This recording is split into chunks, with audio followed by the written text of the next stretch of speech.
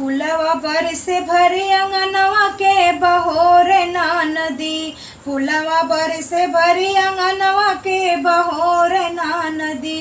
के बहोर ना नदी, के बहोर ना नदी। फुलवा बरसे भरे अंगनवा के बहोर ना नदी।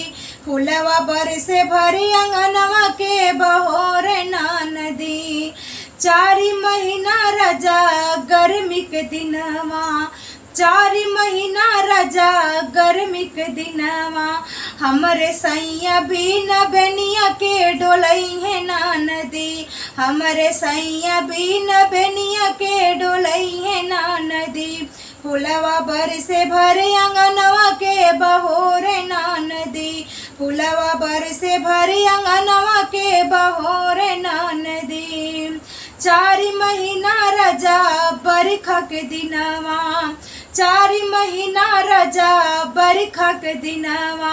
हमरे सैया बिन छतरिया के बोढ़ई है ना नदी। हमरे सैया बिन छतरिया के बोढ़ई है ना नदी। फुलवा बरसे भरे अंगनवा के बहोर ना नदी। फुलवा बरसे भरे अंगनवा के बहोर ना नदी। के बहोर ना नदी, के बहोर ना नदी। फुलवा बरसे भरे अंगनवा के बहोर ना नदी। फुलवा बरसे भरे अंगनवा के बहोर ना नदी। 4 महीना रजा ठंडी के दिनवा, 4 महीना रजा ठंडी के दिनवा। हमरे सैया बिन रजैया के ओढ़ई है ना नदी। हमरे सैया बिन रजैया के ओढ़ई है ना नदी। फुलवा बरसे भरे अंगनवा के बहोर ना नदी। फुलवा बरसे भरे अंगनवा के बहोर ना नदी।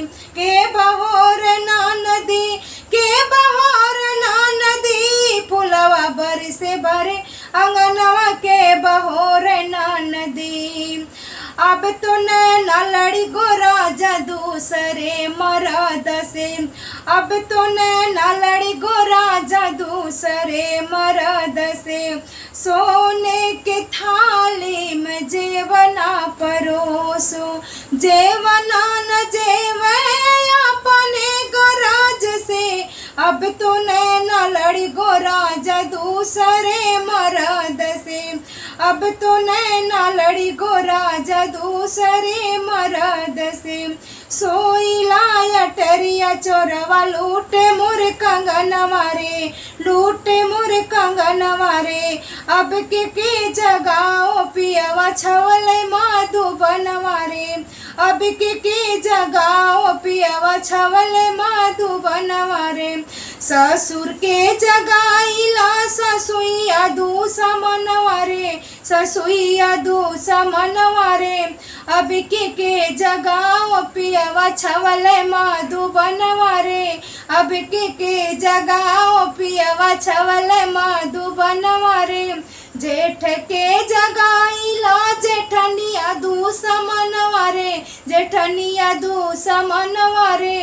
अब के जगाओ पियवा छवले मधुबनवा रे।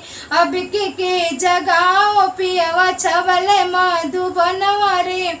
देवर के जगाइला देवरनिया दुश्मनवा रे, देवरनिया दुश्मनवा रे। अब के जगाओ पियवा छवले मधुबनवा रे। अब के जगाओ पियवा छवले मधुबनवा रे।